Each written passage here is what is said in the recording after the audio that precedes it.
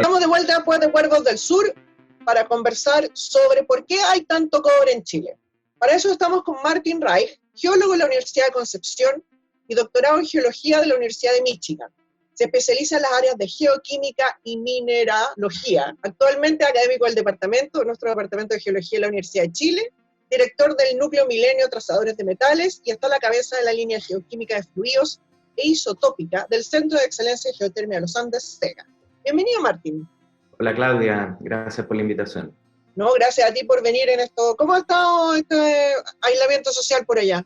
Ha estado bien, ha estado tranquilo, bien atareado. O sea, hay harto que hacer. La verdad es que se ha incrementado la pega. Empecemos por el principio. Una de tus especialidades es la geoquímica. ¿Qué estudia la geoquímica? A ver, la geoquímica, dentro de lo que podríamos decir son las ciencias de la Tierra, la geología también, es una de las disciplinas, podríamos decir, fundamentales, que se centra en estudio del planeta a través de lo que son las reacciones químicas. Es decir, como su nombre lo dice, es el estudio de la evolución planetaria de distintas escalas a través de lo que es la perspectiva química. Para eso estudiamos reacciones químicas desde lo que va la escala atómica, por ejemplo, hasta lo que es también la escala continental. Puede hacerse a distintos niveles estas cosas, pero esencialmente es el estudio del planeta desde una perspectiva química y físico. Y eso, Martín, ¿para qué, por ejemplo, se usa ese tipo de estudio? Ahora, la geoquímica es una disciplina bastante transversal, que tiene implicancias desde, por ejemplo, lo que podría ser incluso la astronomía o la cosmoquímica, hasta lo que vendría siendo el estudio de la química de los océanos, ¿ya? Y tiene múltiples aplicaciones. En general nosotros utilizamos el dato químico, que puede ser una concentración química, puede ser una razón isotópica, como un marcador o como un trazador.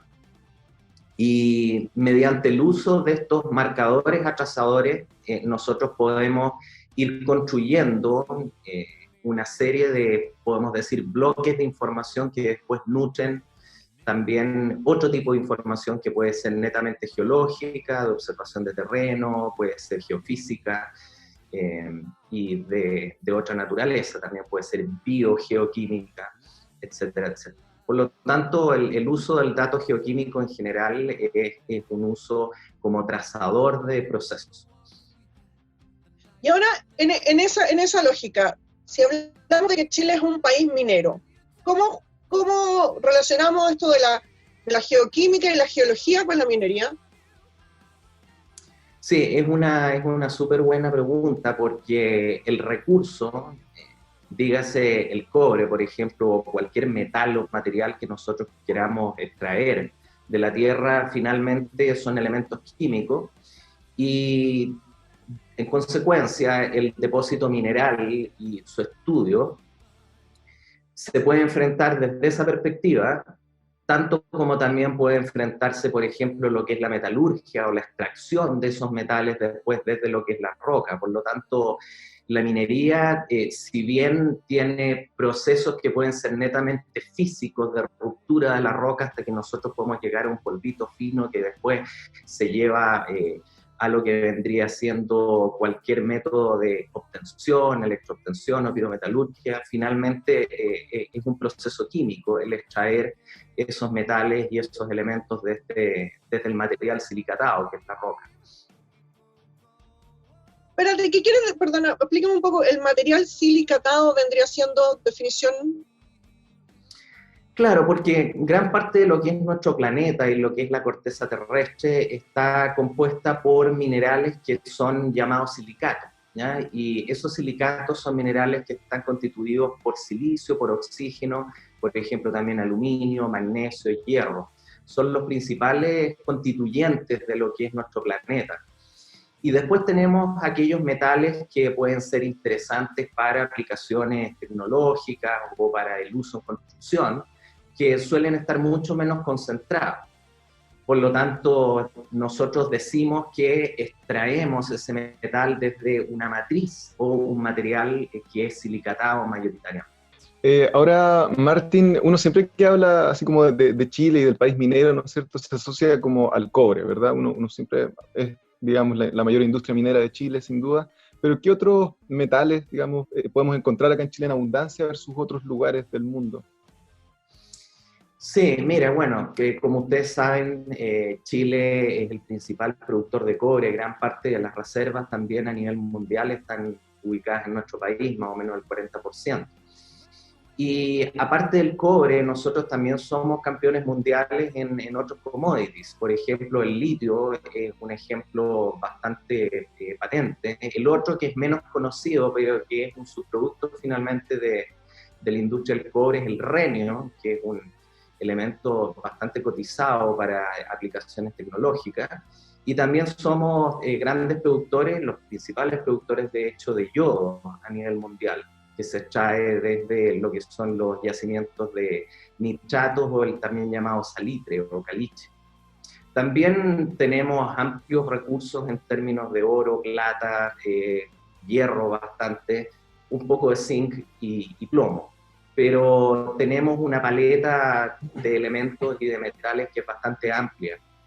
¿Sí? Molibdeno también, que es un resultante de la industria del cobre. Sí, mira, y yo, Martín, quiero seguir un poco la línea de lo que preguntaba Daniel. La gente asocia minería con el norte de Chile. ¿Es eso, digamos, fiel reflejo de lo que ocurre? Si pensamos en minería, ¿es norte de Chile o tenemos algún tipo de desarrollo o posibilidades en otras partes del país? Podríamos decir que tradicionalmente la minería se ha desarrollado en el norte de Chile, sigue siendo mayoritariamente desarrollada en esas latitudes, pero si nosotros pensamos en la zona central frente a Santiago tenemos grandes minas, de hecho de las más grandes de Chile, están ubicadas en la zona central, y si vamos un poco más al sur, hay minas que son históricas de la época de la colonia, por ejemplo, en la zona de Talca, en el interior de oro. Después si vamos un poco más al sur, tenemos la explotación del carbón, que también es un recurso mineral importante. Y después, por ejemplo, en la zona de Aysén hay una mina que es de zinc y un poco de plomo. Por lo tanto, los distintos metales están más o menos distribuidos a lo largo del territorio. Obviamente que la zona norte concentra gran parte de esto. Martín, antes de entrar a hablar de lleno del cobre, ¿cuál es tu mineral favorito y cuáles crees tú que son críticos para Chile? A ver, me toma un poco como de improviso la pregunta, no sé qué mineral favorito podría elegir, hay tantos. Es decir, la atacamita me gusta particularmente porque lo he estudiado bastante, me gusta mucho la pirita, que he estudiado aún más que la atacamita, así que pues, pongámosle que la pirita y la atacamita son dos minerales favoritos, tanto porque los he estudiado, porque además son bonitos, son estéticos. En esa lógica para Chile, ¿cuál crees tú que serían los metales más estratégicos o críticos? A ver, tenemos que primero definir un poquitito qué entendemos por mineral, o metal estratégico o crítico. En general, la definición que se ha ido acuñando, yo diría, en los últimos 10 años, obedece, por ejemplo, primero a lo que es el uso del metal, segundo a lo que es la abundancia, y tercero también lo que pueden ser los riesgos en el suministro. ¿Ya? Por lo tanto, el concepto de elemento, metal o mineral crítico obedece más o menos a esos tres parámetros.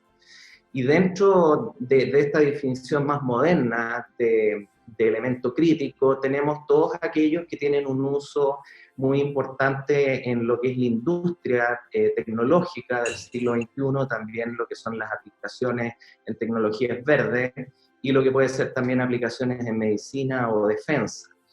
Por lo tanto, elementos así críticos, dentro de esta definición caen elementos que son un poco raros para nosotros, como son los elementos del grupo del platino, o como son las tierras raras, como puede ser el cobalto también. El litio es un elemento crítico muy importante en la industria. Así que si pensamos en los commodities que tenemos en Chile y que son conocidos, el litio sería quizá uno de los importantes. El cobalto también últimamente se le ha dado bastante énfasis. Hay una consulta... Perdón, Perdón. es que ahí mencionó, bueno, hemos hablado de distintas cosas, ¿verdad?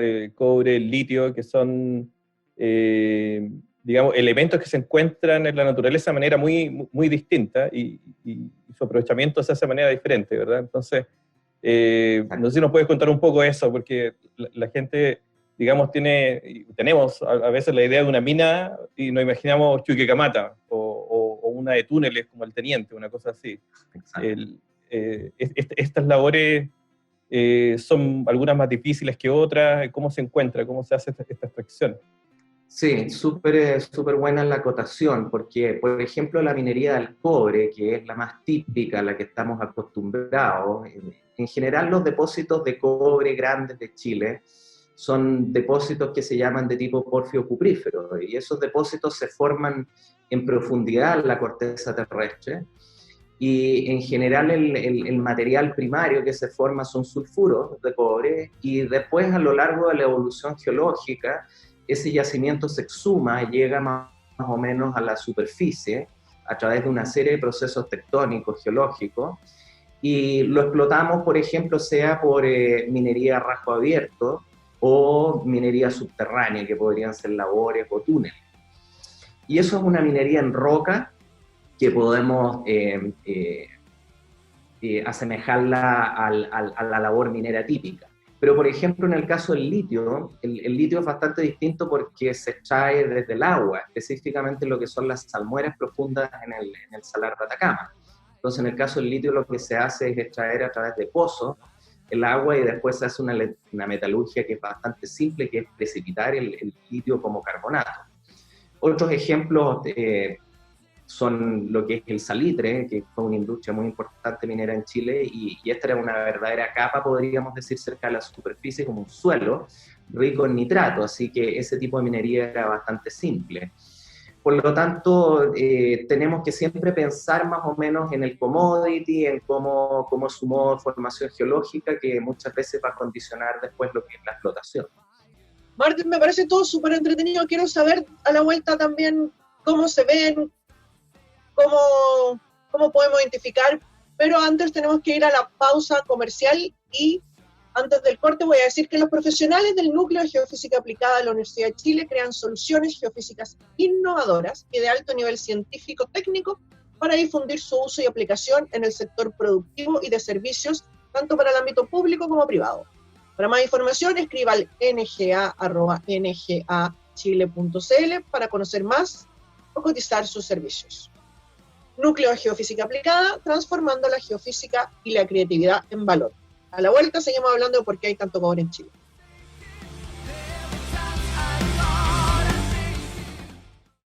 Estamos de vuelta acá en miércoles de drogadictos de aislamiento social de quédese en su casa. Estamos en etapas críticas y para hacerle más o menos, estamos aquí conversando con Martín sobre por qué hay tanto cobre en Chile. Pero la Maca te le quedó dando vuelta una pregunta, Martín, así que te voy a dejar con Macarena para que te haga la pregunta. Hola, Martín. Oye, una consulta. Lo que pasa es que me llamó mucha atención la extracción del litio que proviene del agua. Entonces, ¿cómo lo hacen los especialistas para reconocer que en un sitio hay un yacimiento o gran yacimiento de litio, por ejemplo, o de cobre? ¿Cómo se reconoce? Es una excelente pregunta, Macarena, porque en general la minería del litio genera una serie de dudas. Muchas veces se piensa que son minerales de litio los que se extraen, y originalmente la minería del litio era así, se explotaba un mineral llamado podumena, no en Chile, pero en otras partes. Ahora, ahí es donde entra la geoquímica para responder tu pregunta, es decir, visualmente es muy difícil poder distinguir si una solución o un fluido, podemos decir, contiene litio o no. En general, hay algunos tipos de ambientes que ahora sabemos donde puede concentrarse el litio, como pueden ser los salares en el norte de Chile. Por lo tanto, si es que nosotros queremos saber si efectivamente hay concentraciones interesantes y volúmenes interesantes, lo primero que uno tiene que hacer es extraer una muestra y hacer una batería de análisis químico centrados, por supuesto, en lo que es la geoquímica y la concentración del litio en ese fluido. Y después, por supuesto, eso se va a complementar con estudios geológicos y estudios hidrogeológicos que permitan más o menos tener una idea de lo que es el recurso. Así que la identificación visual, en el caso de lo que es el litio en las salmueras, es un poco distinta a lo que podría ser en un depósito de cobre, por ejemplo. Martín, perdón, Maca. Sí, no, claro, y ahí en el caso del cobre, ¿ahí visualmente se puede hacer o también necesitamos de estos estudios más químicos, análisis? Se puede, sobre todo si nosotros estamos, por ejemplo, explorando una concentración anómala de metales donde podamos visualmente identificar algunos de estos minerales de cobre. Porque el cobre, que es un elemento químico, en general nosotros no lo encontramos predominantemente en la corteza terrestre solo como un elemento, sino que siempre está combinado con otros elementos. Por ejemplo, cuando está combinado con azufre, con hierro, forma sulfuros de cobre. Esos son minerales bien particulares que tienen también propiedades físicas que son muy, muy distintivas. La calcopirita, que es un mineral de cobre el probablemente más importante o más famoso, tiene un brillo metálico, tiene una coloración así amarilla, similar al oro, podríamos decir. Mientras que otros minerales de cobre, cuando están, por ejemplo, combinados no con azufre, sino que con oxígeno, pueden formar coloraciones que van en los tonos del verde, o puede ser incluso el azul. Así que hay formas de distinguirlos cuando ocurren en la roca en concentraciones anómalas, por supuesto, que uno puede observar con una lupa o incluso con un microscopio. Oye, Martín, y una pregunta, ¿cómo, no es cierto, tú dices ya, claro, el cobre es un elemento químico, pero cómo el cobre, no es cierto, después lo podemos encontrar formando parte de un sulfuro, de un óxido, o como cobre, no es cierto, nativo? ¿Cómo se forma eso? ¿Cuál es el origen del cobre en los minerales? Buena pregunta, Valentina. Es bien variable y depende un poco de las condiciones. Por ejemplo, si vamos a un depósito de tipo porfio cuprífero, la fuente principal del cobre en este caso va a ser un magma, es decir, va a ser una lava en profundidad, que va a tener muy bajitas concentraciones de cobre al nivel de los ppm, algunas centenas de partes por millón. Y en la medida que se va produciendo después la evolución de ese magma que va cristalizando, el cobre va pasando a lo que es la fase fluida o al fluido. Es como que esta lava ebulla líquido y ese líquido queda enriquecido en cobre. Y después finalmente ese líquido escurre a través de fracturas en la corteza y bajo ciertas condiciones puede precipitar como minerales de cobre, en ese caso van a ser sulfuros de cobre. Ahora, si es que ese sulfuro de cobre que se forma muy profundo es expuesto en la superficie, lo que va a ocurrir es que va a interactuar con oxígeno, con agua y se va a disolver. Y al disolverse ese cobre, después se va a poder combinar, por ejemplo, con oxígeno o con carbonato y va a precipitar otro tipo de minerales ahora en condiciones, podemos decir, más oxidantes, como pueden ser todos estos óxidos de cobre o carbonatos de cobre o cloruros de cobre. Martín, te voy a tomar un paso atrás. Tú decías que los átomos de cobre, ¿cierto?, venían en estos magmas. Nosotros hemos hablado en varios programas atrás acerca del contexto geológico en el que está Chile, un margen de subducción, ¿cierto?, donde hay una placa y tenemos volcanismo y tenemos magma, ¿cierto?, que asciende. Entonces, la pregunta es, ¿eso significaría que en todos los lugares donde hay magma, que hay algún tipo de volcanismo, uno pudiera encontrar cobre, por ejemplo? ¿O tenemos una situación especial particularmente en ese sentido en Chile? Siempre tratamos de hablar sobre todo lo que son los modelos más modernos metalogenéticos de una confluencia de factores, ¿ya? Por lo tanto, como tú bien mencionas, estamos aquí en todo lo que es el margen chileno, que es un margen de subducción que nos genera eventos catastróficos como pueden ser los terremotos o las erupciones volcánicas, pero esos mismos procesos lo que hacen también es generar depósitos minerales. Mediante lo que vendría siendo la generación de magmas, y esos magmas después se emplazan en la corteza. Ahora, que un determinado magma con una cierta concentración de cobre después termine formando un depósito, es la pregunta del millón. Realmente ese es el paradigma que todavía no se ha logrado atacar de manera adecuada. Y por lo general el estado del arte en estos momentos es que hay múltiples procesos que finalmente llevan a la convergencia y a la formación de un gran depósito. Por lo tanto, todavía no sabemos exactamente si un magma que tiene esa concentración de cobre puede llevar o no a formar un depósito. Ya, y te voy a hacer una pregunta relacionada también con la explicación que estabas dando antes. Tú mencionabas esto, y tal vez lo podríamos explicar un poco, que hay ciertos lugares que se oxidan, y eso, ¿a qué nos referimos? ¿Estamos hablando de algún clima que se requiera para que se produzca concentración de cobre? Exacto, mira, el ejemplo que yo siempre trato de dar y que tiene que ver con la geología es que nosotros aplicamos un enfoque forénsico a lo que es el estudio de los problemas, igual así que CSI o los forenses que van y llegan al lugar del crimen. No quiero hacer un ejemplo muy dantesco, pero podríamos pensar en los depósitos que se forman en profundidad como un cuerpo que quedó enterrado profundo y después llega a la superficie por una serie de procesos. En general hablamos ahí de exhumación del depósito, y ese material que se formó en condiciones con muy poco oxígeno y donde hay minerales de cobre que son sulfurados, se van a disolver.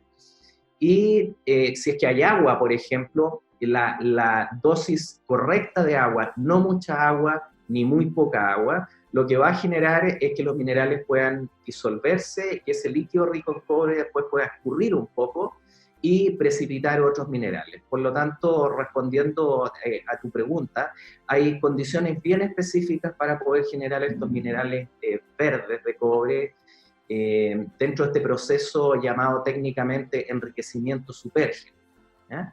Y ese tipo de condiciones climáticas en general son, podríamos decir en términos de precipitaciones, más bien semiáridas, un poco como son las condiciones actuales en Santiago. Precipitaciones al nivel de las decenas de centímetros por año. Y se ve tan verde el cobre, o sea, se ve tan bonito el cobre verde, también se ve en su parte metálico, pero a mí me parece que tiene como un verde bonito. Martín, gracias, vamos a seguir, tengo una pregunta a la Vale también, estamos todos así como atorados de preguntarte cosas, pero ahora tenemos que ir al segundo tema musical, que es Cordillera de Alex Anwandter. Estamos de vuelta acá miércoles de Rocadictos, su programa de Ciencias de la Tierra que hacemos en conjunto el Departamento de Geología, Geofísica y el CR2 de la Facultad de Ciencias Físicas y Matemáticas de la Universidad de Chile. Hoy día está con nosotros Martín Reich, hablando de por qué hay tanto cobre en Chile. Estoy súper entretenida, Martín, ha sido un placer tenerte en el programa. Gracias. Daniel tenía una pregunta. Sí, quería retomar un poco el tema del número de yacimientos, de las zonas con más yacimientos minerales en Chile, porque habíamos conversado que si uno tiene la imagen de que en el norte de Chile hay muchos más yacimientos minerales que en el sur, pero no sé si eso se deba esencialmente tal vez a una falta de exploración tal vez de la zona sur de Chile versus la norte, o hay de verdad factores que indican que en el norte tenemos de verdad más minerales que en otras partes de Chile. Sí, por una parte hay un tema que está relacionado con la exploración y con la facilidad de hacer exploración en el norte de Chile, en que está esencialmente todo expuesto. Además hay muchos depósitos que cuando fueron encontrados afloraban en superficie, como no hay cobertura vegetal, la exploración es más simple. Por lo tanto, hay un concepto en geología económica que se llama de franja metalogénica, y en general los depósitos ocurren en clústeres o en grupos. Muchas veces esos grupos están relacionados con una edad específica, con una ocurrencia geográfica asociada a un rasgo estructural, una falla. Por lo tanto, respondiendo a tu pregunta, el norte de Chile concentra muchos depósitos de clase mundial, sobre todo entre, por ejemplo, lo que es la zona un poco más al norte de Copiapó hasta Iquique, donde están concentrados grandes pórfidos como Chuquicamata o La Escondida. Otra zona a nivel nacional que es de interés por número de yacimientos es la zona central, más o menos entre Los Vilos aproximadamente y Rancagua. Tenemos Los Pelambres, Andina, El Teniente. Y después tenemos ocurrencias de depósitos que van decayendo un poco hacia el sur, y esto tiene explicaciones en parte con lo que es la geología y la evolución geológica también de todo lo que es el segmento. Así que la respuesta es sí, los depósitos tienden a concentrarse en franjas o en ubicaciones específicas. Martín, ¿y qué es lo que provoca entonces la concentración de estos minerales? De alguna manera, tú decías, ¿no es cierto?, de esta franja, pero ¿tiene también el clima algo que ver, esta distribución, ¿no es cierto?, latitudinal? Exacto, el clima, como tú sabes, Valentina, han habido muchos avances también entre lo que es la relación entre el clima y la tectónica. Entonces, en zonas donde hay tasas de alzamiento bastante altas, en que se está elevando la cordillera y donde también tiene un clima característico, va a variar la erosión y por lo tanto vamos a tener la posibilidad de llevar estos cuerpos profundos más hacia la superficie. Por lo tanto, en el caso de lo que es el norte de Chile, hay que tratar de separar en dos. Primero, lo que es la formación de estos depósitos de profundidad. Después, cuando llegaron a la superficie, más o menos unos 15 millones de años atrás, en lo que es la zona de Atacama, estaba lloviendo, había un clima similar al de Santiago, semiárido mediterráneo, pero eso permitió lo que vendría siendo la concentración de cobre de estos óxidos verdes por disolución.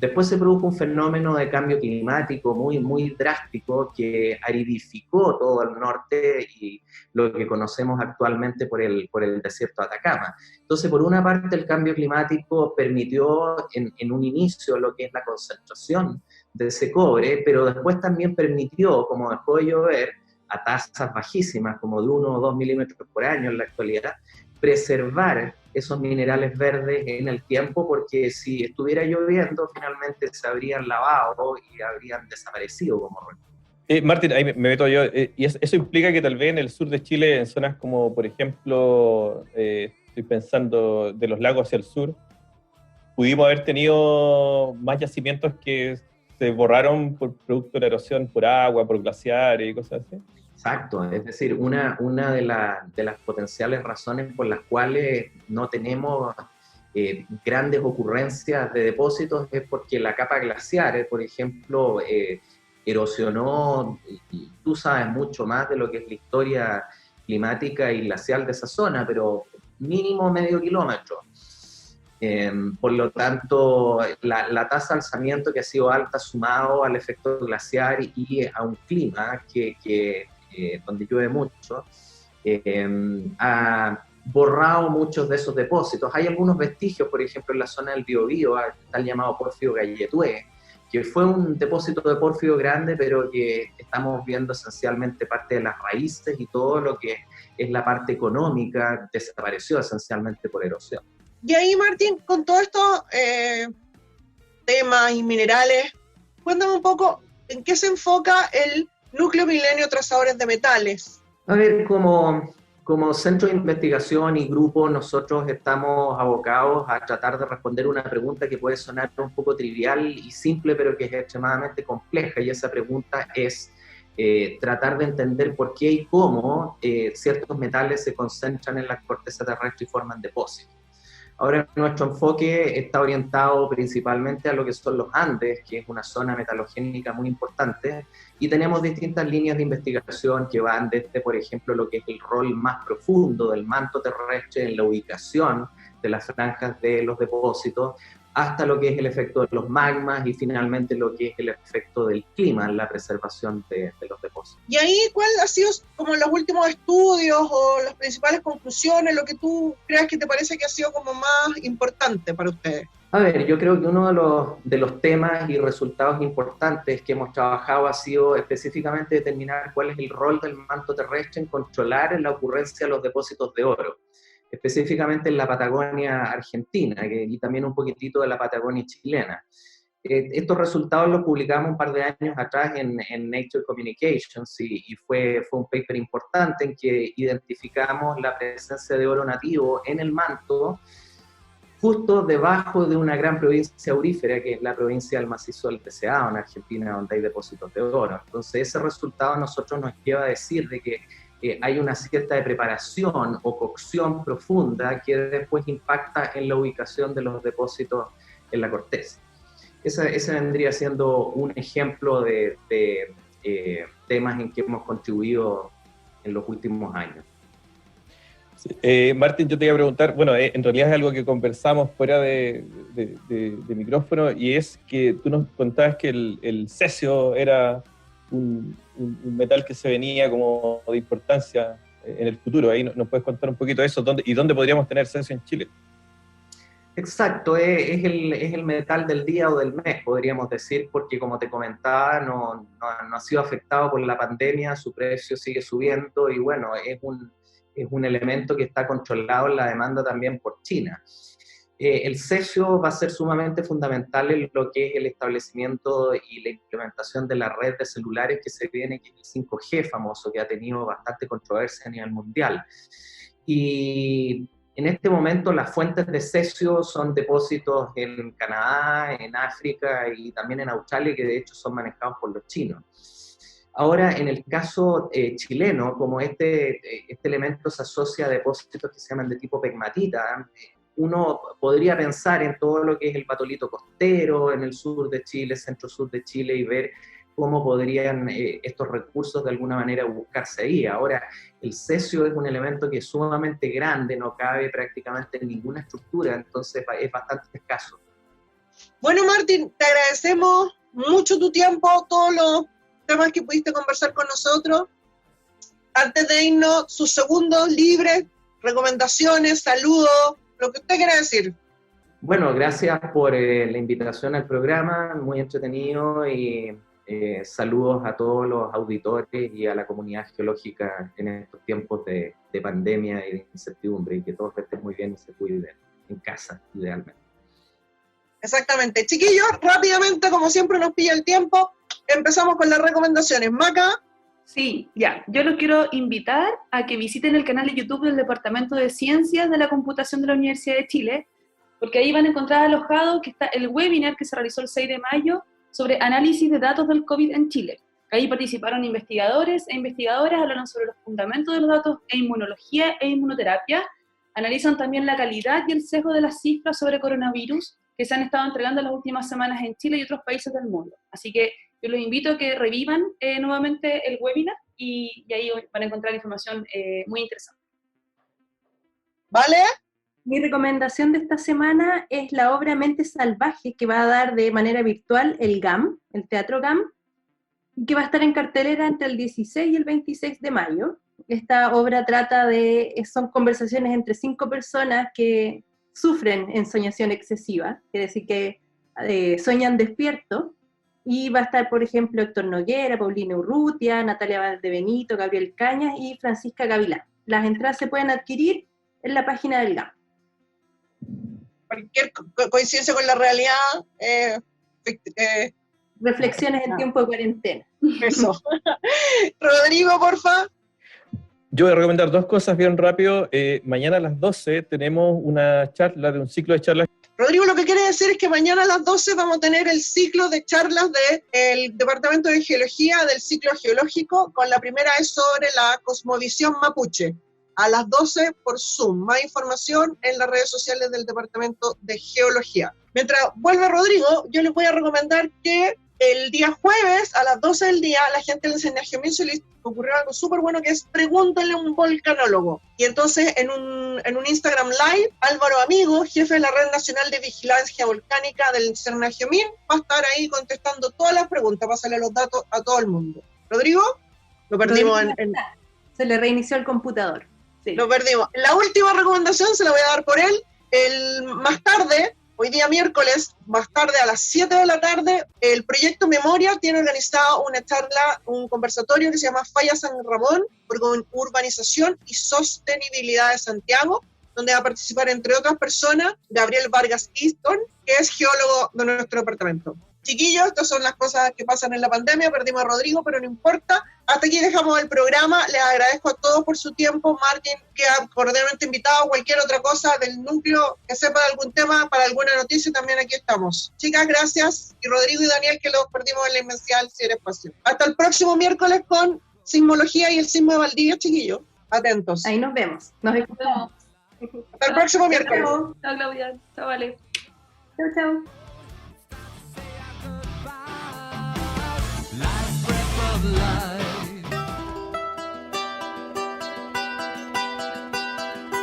Radio Universidad de Chile presentó Rocadictos, un espacio donde conversamos sobre terremotos, sequías, erupciones volcánicas, aluviones y todo lo que ocurre en torno a las ciencias de la Tierra en nuestro país y el mundo. Todo esto fue motivo de conversación en Rocadictos. Nos reencontramos el próximo miércoles a las 16 horas en Radio Universidad de Chile.